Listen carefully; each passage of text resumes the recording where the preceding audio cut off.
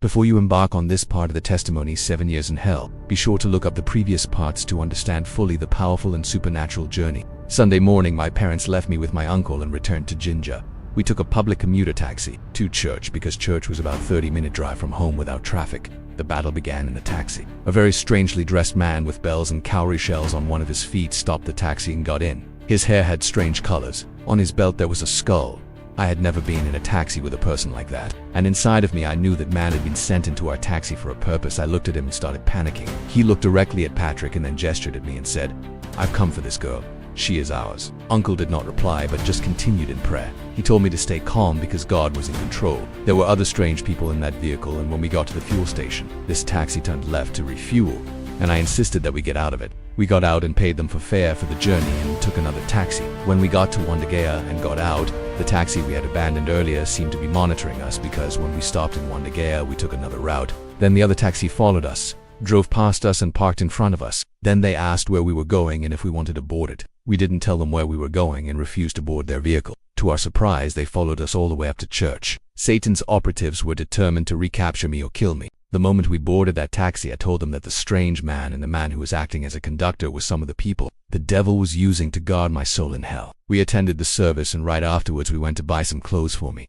because we had burned all the others. The clothes I wore on this particular Sunday belonged to my aunt. That afternoon we were beginning an open-air crusade, and I was supposed to testify at that crusade. So they wanted to buy me some clothes that I could wear to the crusade. When we got to the shopping center, every dress they suggested, I pointed out something wrong with either a label, fashion, or writing, the ones which had no problems. I did not like the fashion. After getting in and coming out of many shops, Uncle eventually told me to pick any dress and that he would pray for it, and then I would put it on. Uncle saw what he thought was a very beautiful yellow blouse and a black skirt and told me to take and try them on. I tried to refuse, but he told me he would pray for them first. But the mistake I made was to put them on before he prayed for them. We also looked for shoes, and we bargained and bought them at a very cheap price. But the woman who sold them to us said if it wasn't for me, she never would have sold us those shoes at that price. When we started after church, I couldn't walk properly. I lost strength and we had to board a car and cancel any other shopping. That evening, I testified at the crusade grounds but got spiritually attacked on the platform and fainted. They took me to church and prayed for me and cast out demons. I got a bit relieved. When I got home, they had to pray for me, and I fought and cried as they kept casting out demons. After a long struggle, I jumped up like somebody coming out of a deep sleep. I started crying and blaming Uncle for making me put on a dress which I had rejected. The moment I put it on, my soul left my body, and I found myself surrounded by some dead and living musicians who were devil worshippers, pleading with me not to tell Uncle and the rest of them anything. When I insisted on telling them,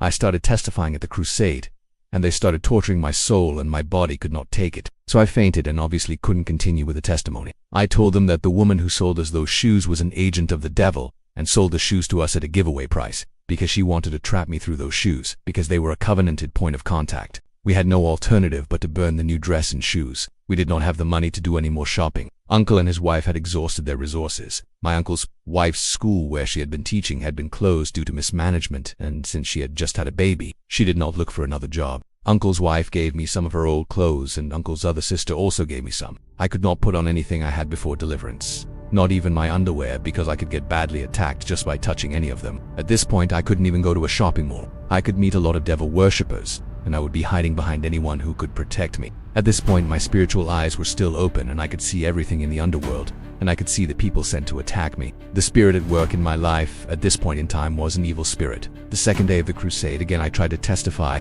A lot of people had heard about my testimony the previous day, and had brought more people to hear some more. I made it through the testimony but got a very serious attack. This time the musicians brought a portable outdoor disco with portable speakers mounted on a vehicle next to the crusade ground and turned the volume all the way up. Every time I would hear this music I would get attacked. They moved me from the platform, and as I was sitting I fell off a chair and collapsed on the ground, gasping for air. They tried to pray for me but they were not getting a breakthrough. The secular music was very loud and there were many devil worshippers physically on the ground. They quickly put me in the car and drove me to church. They carried me inside and started to minister deliverance. Human and evil spirits started screaming as they left me. Most of them were the spirits of the secular artists. At this point I could not be left alone because of the attacks. Those demons will take full control of me and I'd become violent and a possible threat to family members.